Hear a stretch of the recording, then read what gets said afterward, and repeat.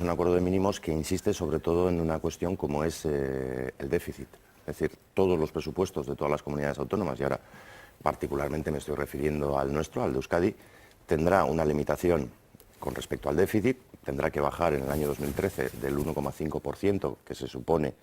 finalizará este año, al 0,7%. Esos son 0,8 puntos del presupuesto, que son aproximadamente 800 millones menos de euros para poder destinar a políticas de crecimiento, a políticas económicas y a políticas sociales. Por lo tanto, yo creo que ayer Patxi López, más allá de lo vacío de sus discursos, a los que ya nos tiene acostumbrados, estampando la firma en ese documento, ha perdido toda credibilidad para que durante los próximos 20 días nos diga que quiere hacer una política diferente, porque si uno viene lastrado por esa